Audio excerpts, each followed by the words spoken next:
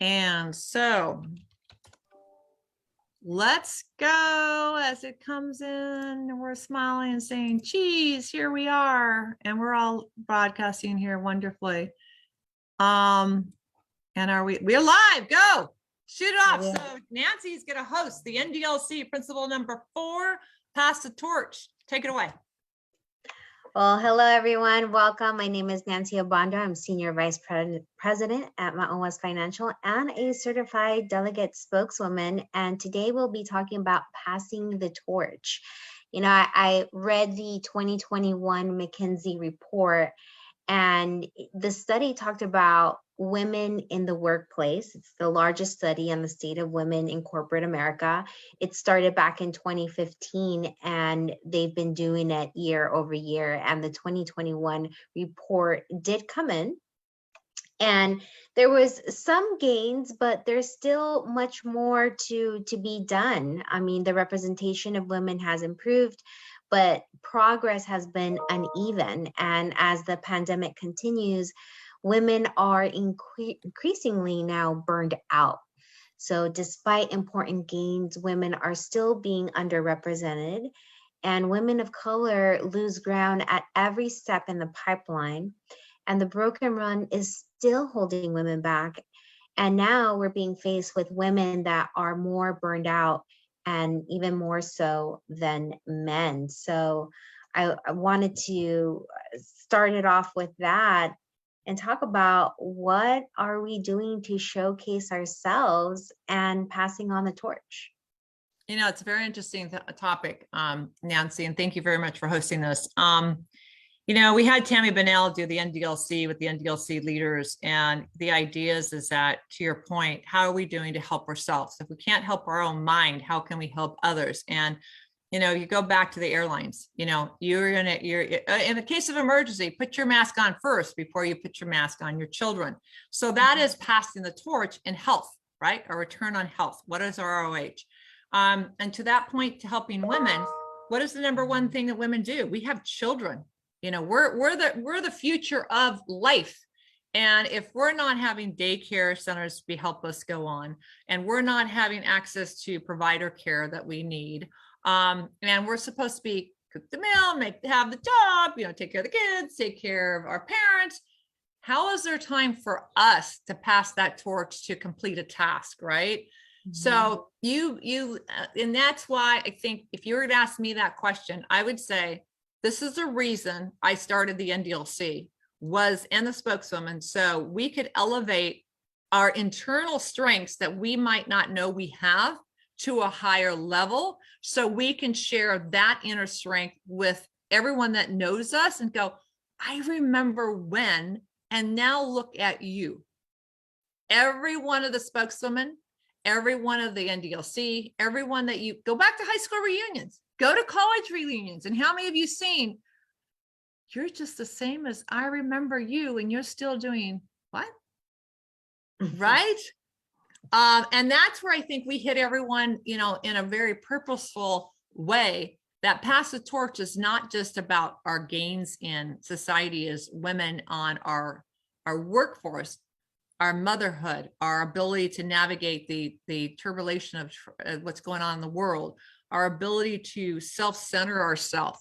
And I heard a quote today, it was very interesting, that, oh, I just don't look in the mirror anymore. I'm now X amount of years, and you know, I don't look in the mirror so I can see how my body is not in perfect shape, or my face is not in perfect shape, or I don't have all the sag marks. And I laughed. I said, well, I don't know if you can see around my house, but every wall has a mirror, and I can see the reflection through every one of my rooms all the way upstairs with mirrors. And so I fail that one miserably. I can't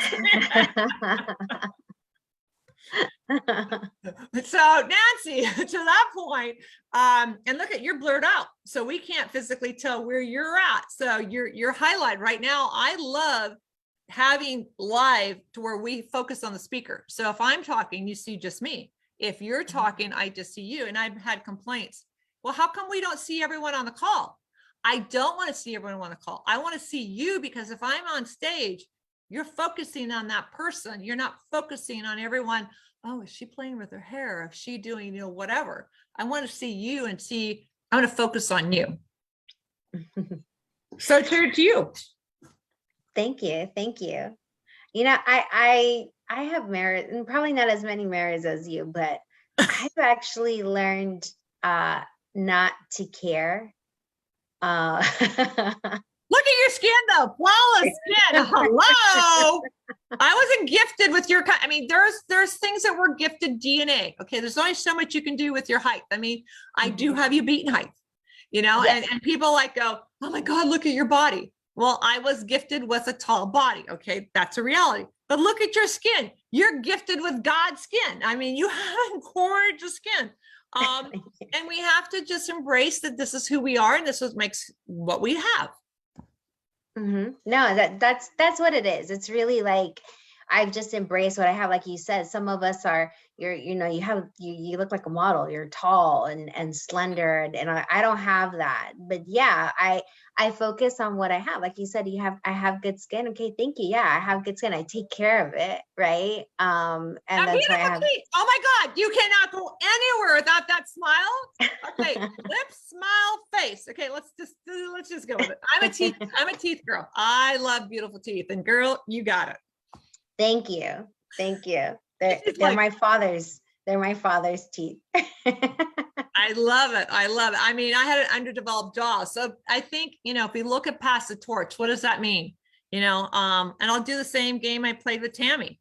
What I love about you and passing the torch is you came and joined the Delegate Spokeswoman as a shy person who knew their talent, but was not boisterous in the external side of it, in addition to felt that everything had to be perfect and put together and had some inhibitions of thought that maybe, okay, yeah, I should do this, but, and you now, I have yet to see you. I mean, I don't care how big you are, strong you are, how much money you have, how great a celebrity you are, whatever your status quo is, that we all have doubts. If you don't, you're not human anymore. Let's be real. But I have seen you grow every time I've seen you on stage, every time I've seen you on a call like this. Your ability to say, I can wing it, I've got it together, I can go with it, and I'm excited. Let me just try it. What do I got to lose? Has exponentially come from the time I first met you to now, and it continues to grow. And I believe that is the greatest gift. You can play it forward to everyone else by passing the torch to say, if I can do it by externally showing my inner ability to stand up, be proud, walk into a room, and not to be defeatist by, I'm the only woman in the room. Are they going to notice me? You walk in with posture, you walk in with voice, you walk with conviction, and they're going to respect you. If they don't, too bad. And that ability is what I've seen in your growth, that I'm so excited to say and share that, Nancy, you have arrived from the time you took this new job and you told the story of the bomb and you went on and on and on and on. And I asked for double the pay and they gave it to me. And I went, holy, that conviction is where you're going to show everyone that knows you and loves you that this is what this is all about. Yes. Absolutely. And it's because you passed on the torch and saw that on me. I was always I still think I am an introvert, right? I feel more comfortable being an introvert than an extrovert. And most people now don't even see that, right? They're like, oh yeah, you're so comfortable speaking. And I'm like, yeah, maybe one-on-one, but you know, public speaking and doing all that, I was like, I'd rather not even, you know, be the center of attention. So much so that I didn't even have a wedding. I didn't even have a wedding because I hated being the center of attention. Like I just Are you serious? You had no wedding ceremony. Nope. And yet you got on the stage in front of MBA, in front of Mika, who gets $16 million a year to be on stage. You raised your hand out of 600 women to go up there to yell at everyone. You say hell, not yell at them. You actually howled with your voice. Yeah. Oh yeah. my girl. Okay, but so yes, go ahead. No, I was going to say, I was going to talk about you too, right? And what you do to pass the torch, and what I've seen you do, with the NDILC, and, even with NAWRB, and the work that you've done, right? To raise women in general, women-owned businesses, and providing women tools for economic security, stability, and sanctuary, are priorities to you. And those are the things that are going to help women in particular, grow. Those are the things that I want you to also even talk about, how you're, passing the torch. Because even now in 2021, for every 100, 2022, in the 2021 report, it said, see what the pandemic's done for me? I don't even know what year we're in. We all have that brain fog. Okay, was it 3 years ago, 5 years ago? That 2 years just was a blur, but yes. Yeah, in 2022 now, but the 2021 report shows that for every 100 men, right, that get promoted into, and then I'm talking about the first level of management. I'm not even into senior management level or C-suite level. For every 100 men that get promoted into the first level into management, only 86 women get promoted into first level management. How do we continue to combat that, to have a more even playing field? Because if that's at the first level, it doesn't get easier at the higher level. The exponential of loss, having children. I mean, to your point, do you know in the 70s, I was born in 1960 for all you guys, in the 70s, that if you were 18 to the age of 50, your income was not included as a viable income to qualify to buy a home, because you were considered a flight risk to have a child.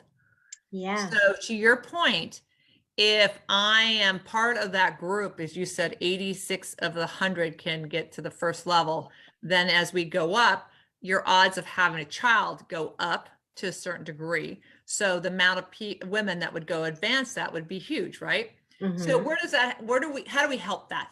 Number one has to be, we can't have substitute teachers coming in third grade saying, oh, I didn't learn it. And when I went to school, we didn't have provision. It's okay that you don't learn. Number one. Number two, just because you're a girl doesn't mean they play with dolls. And just because you're a guy doesn't mean that you don't play with dolls, that you play with, tech stuff. I have never been exposed to dolls as a child, and now I hoard dolls. So anyone who knows me, I have thousands of the little stuffy animals, and I am a hoard. That's a whole nother story. So I miss that whole Barbie day. But the idea is that we have to make sure that we don't put a gender on anything. It's the best person for the job.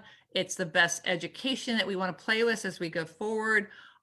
We don't look at someone by physical strength or mental strength, because right now women can think better, but it's been proven statistically that their complexity of their brain, we can multitask better, we can handle our hormonal changes better than men, even though men go through hormonal changes that no one admits, but they do, just like women do. Our ability to navigate quicker, faster, and multi-process. I don't know, let's see.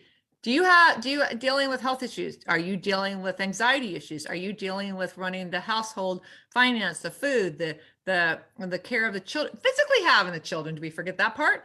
All those things are all wrapped in. So if we take the singular of one compared to the men, compared to all the facets that women are doing, at what point do we get a little bit of a grace to take that moment to go home, to go bake the cookies for the girls, to do this and that? And that's where I think that we're not adjusting the number of things we're doing as we go up to the first level, right? And how do we give education, access to education on a platform to where we are given a provider to have that time off? Are we paid to take care of the kids? No. Do we get allocation to take care of kids? No, it's part of our oh, you're not supposed to be nursing, have the kid walking around and cleaning the house and then have a job and talking to the guy on the phone as you're doing, your business dealing. We are being sucked in. So to your point, it's really, this is why I started NDLC. This is why I started the NAWRB. Our conferences go from the in-house to the family offices, everything in between, making sure that you have a quality life to understand the ecosystem you play in. And so by doing that, you have to know so much data and information. So to your point, I got to the point to where I might not be perfect. I might say the right things. I might not look the right way. I might not act the right way. But at the end of the day, passion, heart, conviction, and grit are everything that I stand for. And that is where you have shined, because you're like, well, I'm an introvert. No, I'm kind of there. I got you down, girl. Did you know that I was so shy when I was a girl that I was in girl, I am still a girl. When I was in kindergarten, that I could not get up in front of class and talk because I had no strength to talk. It was one of the weakest things I ever had. I could physically beat you up, but I had no conviction to get up and stand in front of an audience and say. And now I have very little fear. Except I have fear still in one-on-one. So I'm complete role reversal because I worked so hard to be able to talk in front of a group. Now that it's like, okay, whatever. Ah, yeah, we are reverse. One-on-one, I'm great. Yes. No, It's one-on-one, I'm like, she looking in my eye, she looking at me, is something wrong with me? Did something go wrong? But if I'm in front of 10,000 people, what a burr. Yeah, I mean that I've now and again, thank you very much for identifying that in me, because if you didn't, I wouldn't have, made that leap. And part of me also passing down the torch is identifying qualities that I see in others and highlighting that, because that's kind of like just like a structural engineering of yourself, right? If no one sees, right, where your potential is, then, because most of us don't see it ourselves. I've noticed that. I was talking, to a friend of mine, a colleague the other day, and I'm not going to mention her, but yeah, I'm really around the carpet. no, I mean, I don't want to do that to her, but I think I want to share her story because I think a lot of people go through this, right? Go for it. And, she's a newly small business owner, brand spanking new, right? Into the industries, never done it before. She's always, worked, for an employer. And, I was like, hey, like, you have this passion to do this, like, just do it, right? Keep your job. I didn't tell her quit. Let's not be irresponsible here, right?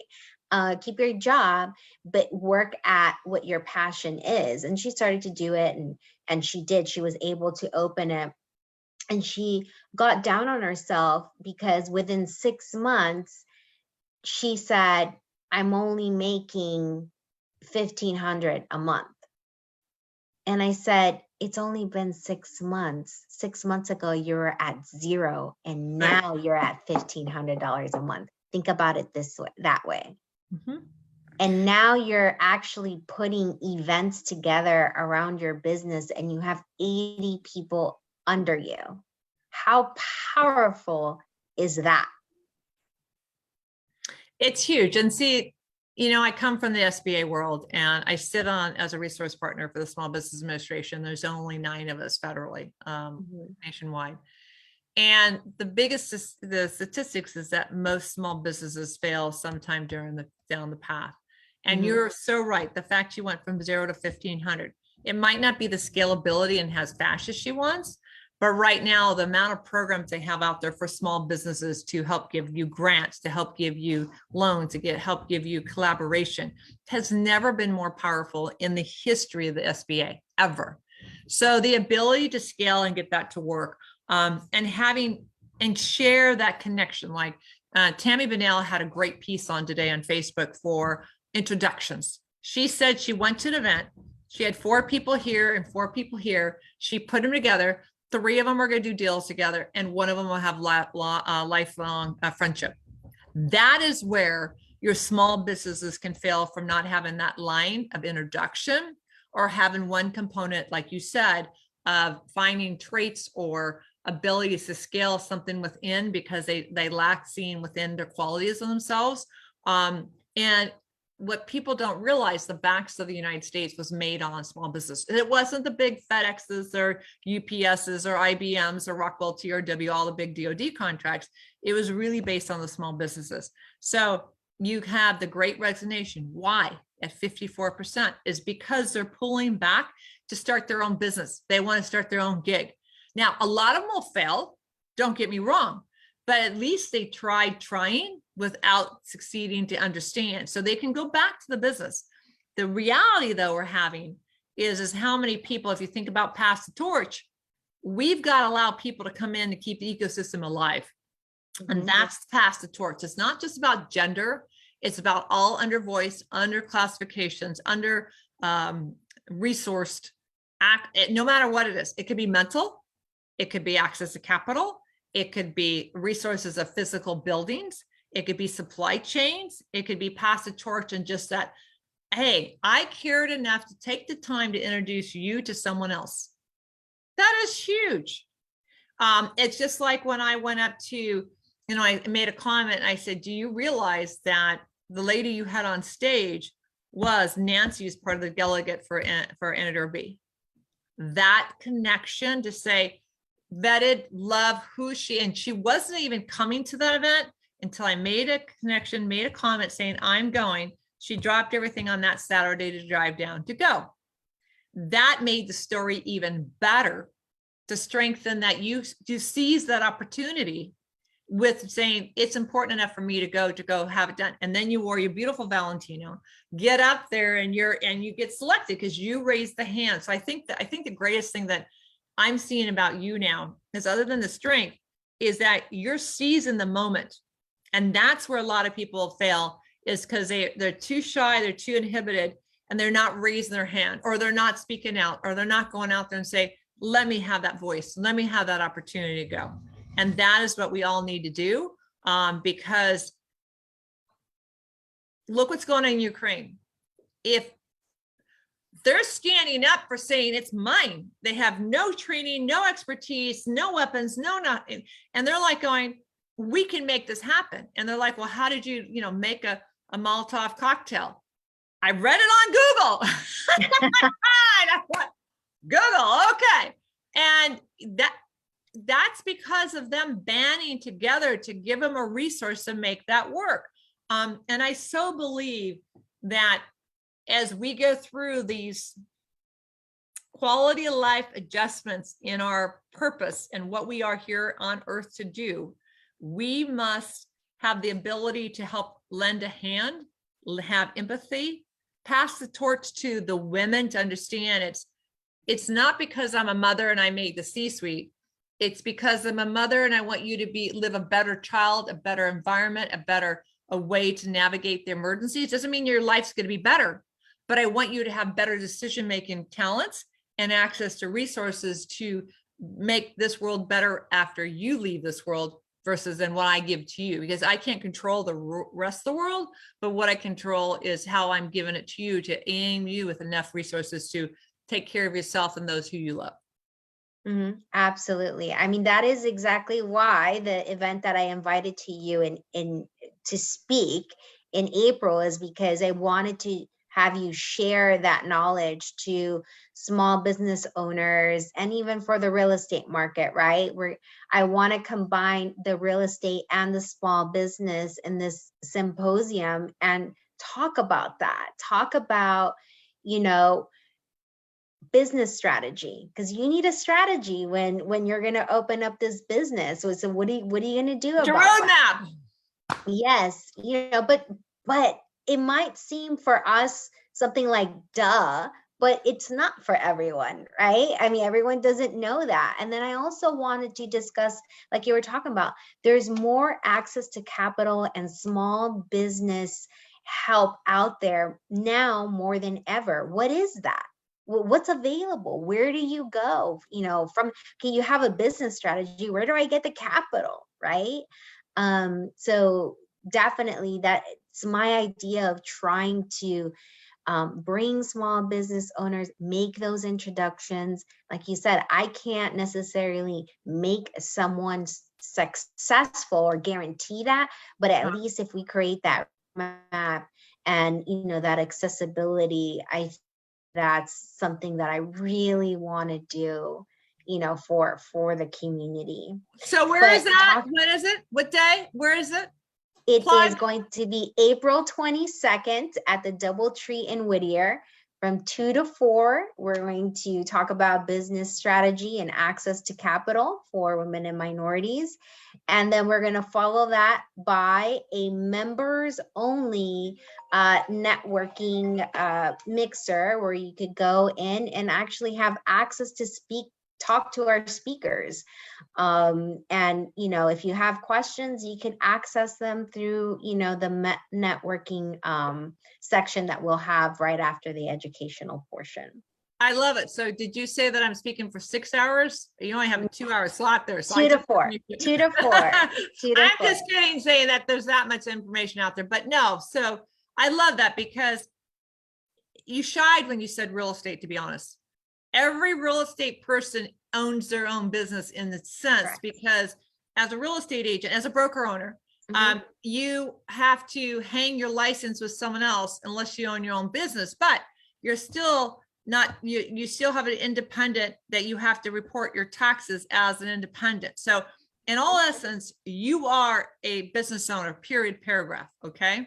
Number 2, most realtors have a side hustle, whether they're cleaning homes, whether they're mowing yards, whether they're flipping homes. I mean, when I was flipping, I don't call them flipping, when I was giving love and I was doing foreclosures for decades, the reality is that we had the normal chain of income, a side chain, and an investment arm that we dealt with. So as we get money, some people are buying homes. As some people get money, they do in tech or cryptocurrency or cannabis or whatever they're doing their individual stuff with. And that is where you're having a higher volatility than what we know. And that's where that value is.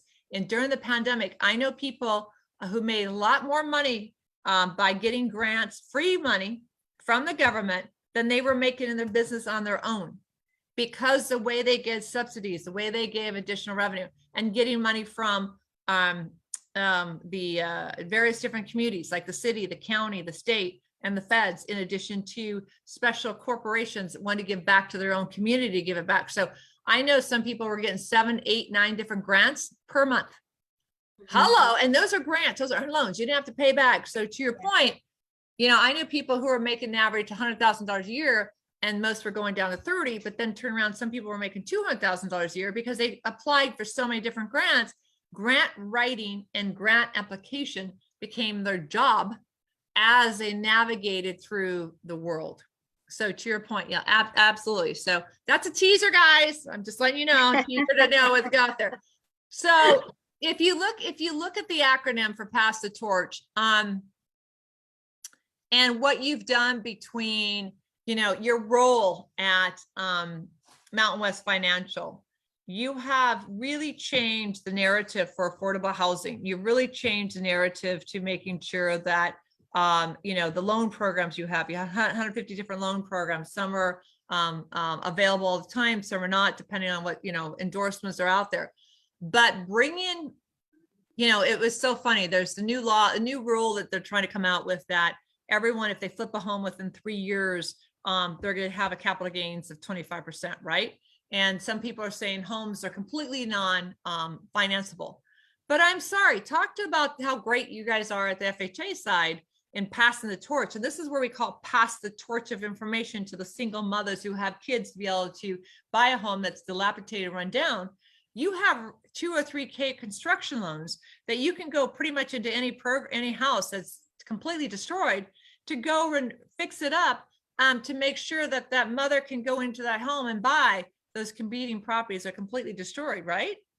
Yeah, I mean, renovation loans, I know it's always known as 203Ks, but now there's different type of renovation loans that are actually available out there, right? Through Homestyle, Fannie and Freddie have created new type of renovation loans where you could go in and, buy a home that needs some TLC, and they'll help you with the construction of that. So that's actually something that I'm doing currently research on even more to see what other options are out there so that we could offer that. Because I really do feel like right now, where home prices are a little bit higher. I mean, incomes are higher as well. So it's kind of relative. I know people only talk about, the increase of property values, but incomes are higher as well. So that, Right. that helps. And then also we have a lot of down payment assistance programs that sometimes they come as a second, sometimes they come into those forgivable grants as well. So we do have a lot of options where we even have a down payment assistance product right now where there is no income limits. Whoa. No income limits. You can make $1 million because we do have a lot of individuals who are high income earners, but it's, I was looking at some heat maps and some demographics, right? Especially with minorities. But even with non-minorities, just in general, that where it will take between 16 to 24 years for you to save for a 20% down payment program. 16 to 20 years. So by that time, when the world's a different place, yeah, and the prices have gone multilinear. Yeah, I mean, come on.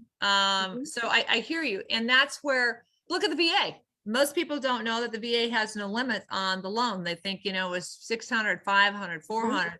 And you could buy with your VA 2 or 3, your guaranteed DD 214 that you can buy for $2-3 million. Well, yes. why would a veteran be able to have that much? Well, you have officers, you have lieutenants, colonels, generals, whatever. Why are they inhibited or limited by, serving 20, 30 years? Especially the cool thing about it is we're now in an environment where people can see what the military really do and see the pain, the life, the style, the sacrifices they make, where before we weren't exposed to it because we didn't have live events or media to showcase and highlight. Now we're really seeing what it is like to serve. I shouldn't say that. We're now seeing more accessibility to what it's like to serve in the military, that we can, have a better, I'm hoping the world has a better appreciation of what the military does do to help save and protect us, right? Especially here in the beautiful United States that we live in. You might not like the politics. You might not like everyone that lives here. You might like all the rules, regulations, compliance, taxes, whatever. But hello, we have a lot to give and a lot to take care of and help it. So I would love to switch the table on you. I know you're the host, but pass the torch. I have a book that I've always loved. Do you have a book that you think, or a movie or a program that you feel that really resonates with pass the torch, that you have some ambience that you think is like really cool? I'm thinking there's a lot. I can't really think of just one right now. I'm more into the data analytics than just a movie or How about a story that you could, okay, so let me go, I'll let you have some mind to think here. Mine is Carla Harris from obviously from Morgan Stanley. And she is the head of the wealth. And she has Carl Pearls. She's written 5 different, she's written 4 books and she's played at Carnegie Hall 5 times. I don't know, underachiever, right? Yeah. And she is phenomenal. And when I did the She Centerfold on her, she is the only woman out of 50 women I've ever done. I've done Barbara Parker, Nellie Galan, Edie Frazier. I've done all these, Marsha Davies, Tammy, all these incredible ladies. And she's the only woman I've ever interviewed that to the word, we didn't alter, edit, change, or delete anything that she said to me. I have never, her spoken word was so articulate that you could transcribe what she said to the word and print it. To me, that takes exceptional talent. And it was funny because one of the first days I ever met her many years ago, she actually came up and started singing. So instead of her just talking the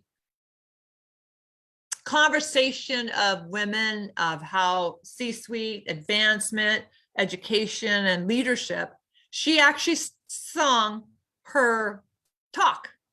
And you just went, not only are you beautiful, not only are you so gifted in what you've done and who you are and what you transcribe, but you have this incredible voice to add to it, to articulate, like you didn't even have to write it down. You just organically did it. And I said, if she can do that, and I can do a fraction of 100% of 1% of what she did, I'm golden. So that to me is Carla Harris, her incredible pearls. And the moral of the story, besides what I just put out there, the moral of the story is that when you go into a room, it's never about when someone says something about you in front of you. It's what they say behind closed doors. So you and I are on live right now. What does Nancy say behind my back when I'm not in the room with her? So she talks about, you go and you get your tribe together and you go outside and you make sure, you know, that mistake that I made yesterday, that'll never happen again, because that is not Desiree's caliber. Desiree doesn't do that. This is never going to blah, blah, blah, blah. So you make sure that everyone around you who knows you knows that if someone said something ill or inappropriate about you, that they would stand up for you when you're not there. And I thought, that was many years ago, she told me that. I thought it was one of the most brilliant things I ever heard. Why? Because we were all worried about, oh my God, Desiree, you got whatever. And what they say to you, it's what they say when you're not there that's more important than what they say to you. 100%. I agree. And I'll add to that, you know, besides, you know, someone speaking up for you when someone's speaking ill of you, but even speaking your name when there's a room full of opportunities. Right. That's another one too, because, you know, that's right there when you're passing the torch. When someone's talking about opportunities, you know, when there's a room full of more than likely men, they're going to name their buddies.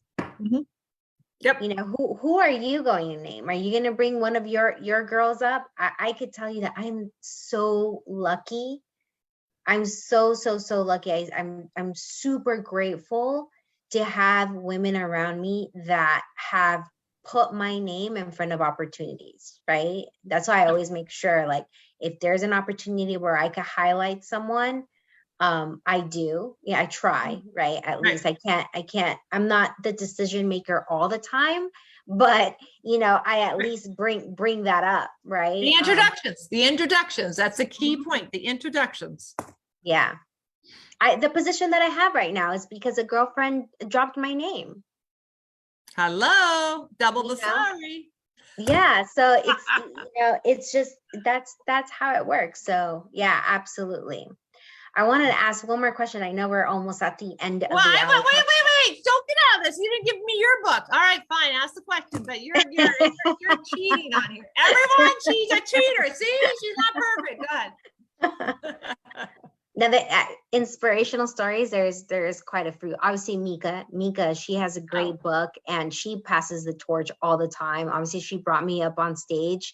You know, we were still highlighted at this past MBA, and I think it was in Florida, in the East Coast. She was hosting the MBA. Every single event that MBA does for the next year until October of 2022, that sizzle reel, it's called, will be shown. So you, Miss Nancy, will be shown in front of every single event, every Empower event that she has, from a small group, big group, or even the big conferences. You will be seen. So your popularity just went boom. All because I said you should be there. You took advantage. You went. You drove 2.5 hours to get there because traffic was so bad. You get there and you raised your hand, and now you're in the sizzle reel around the world. Yep, seizing, like you said, seizing the moment. And that's another thing too. Like, if someone like if I drop your name or someone drops your name, I mean, don't think that that's it, right? We still have to put in the work and show face. In fact, because someone dropped my name, like for example, for this current position, I feel like I have to even exceed what she Right. said about me Yep. to make sure that I don't, make her look bad, right? You got you've got to show it up because it's always it's always like when you first someone to a deal, you pass the deal, you have, I'm right now in some critical mass deals, and you feel obligated that if you bring someone the deal, did you take care of them? Are they being properly said? And so pass the torch is not just about women's thing. It's really about, are you providing opportunities for the best person for the job? And I believe that if we remove the gender or feminine or lens of any capacity, by bringing the best one to the job, we will even it out on its own just because we care. And unfortunately, we don't have enough women to play it down. So yeah, we got to look critical and say, who do we know that's maybe not as visible, that we know behind the scenes need to come out in front of the scenes to have that conversation? And that's where that introvert and extrovert needs to get a little bit better. Who do you know that's an introvert that we can make an extrovert so people can see, and not only you bring them to the table, other people can bring them to the table. That's the tick. Yes. Yeah. So the last question that I wanted to do, I didn't want you to call me a cheater, so I wanted to. Sorry, the world. I mean, Desiree holds no bars, but go ahead. Even though I'm the host. See how much fun we're having, everyone? This is what we call a class. Go ahead. Yeah. But the last question, because I do want to address this, right? So in 2021 and even 2022, you could even look back then 2 years, there has been an increase of burnout, right? Yes. So, obviously we're doing remote work. And so we're now pretty much sleeping at our office, right? Because we work from home, we eat here, we spend time with our family here. We're basically living at our office. So there's been a lot of burnout and an increase of that. In fact, even from 2020 to 2021, it almost doubled. Yes. So right now, there's a 42% rate, basically, of burnout in women and 35% in men. So what do we do to address that as we're passing the torch, and helping each other out? I mean, how do we address burnout? Because that's going to affect also, people leaving their jobs or even moving companies because they feel burned out where they're currently at. Well, that's where the Great Resignation came in. But to answer your question, in 2021, I came up with one word was inspiration. If we can keep inspiring people, then we keep alive. If we go dull and boring, same old, then we lose our juice or mojo or excitement. And so 2022, my word became accountability. That I have to be action oriented, have to get things done. So to your question, the meat and potatoes for me, because I found myself being burnt out. I found myself being, not as strong as I was, not having the capacity. No one loves me. Everyone, all those things went through my mind. And yet, I went to an event and someone says, I want to be just like you. Oh my God, you're the greatest thing that ever happened to me. And I looked at her. In fact, she's pinged me 3 times just today saying, can we follow up? I said, trust me, I didn't come out of the womb this way. I said, this has been evolution. It took me time. So I think the most important thing is that we have to take a moment to walk away from sitting in front of a call like this. We have to take a moment to walk away that we can still conduct business in a marginalized of 8 to 5 or 8 to 10 or whatever that time is of working 12, 14-hour days, but we can't do it physically sitting down. We must get up. So I have now made a point that at minimum, every 2 hours, I must get up, walk outside, take a break, leave the phone in the house, run, throw the ball with the dogs, get up and physically move and watch my mind not be focused on the TV or the computer or my cell phone or a Zoom call. And that physical mental 10-minute break. I mean, state law says you must take a break. You must take half an hour off versus a 6-hour continuous work. Why? Because the mind needs to be reduced. So I think that, and I don't care what economic level you are, you must take advantage of that physical inertia to get up, move outside, to your point, not stay in the house. I mean, when's the last time you physically haven't gone outside? Yeah, you might go in your backyard and have a beautiful cup of coffee in your beautiful weeping cherry wood plant that you have in your backyard. But you need to physically go out the front door and walk down and take some moment to say, here's the sun, here's the beautiful weather. Thank you, Lord. Because what happens when those days you can't go outside? And if we clear our mind for those 2 hours to have that 10-minute reset, it'll keep us from going down that negativity of I'm set, stone, it's same thing, same thing, same thing. And we get too, what's the word I want to say? Too complacent and bored and not having the life. I mean, I have how many clothes I own and I can't wear them 90% of the places. You know, oh, well, I'll just wear Lulu again, or I'll just wear my ski clothes, or just whatever.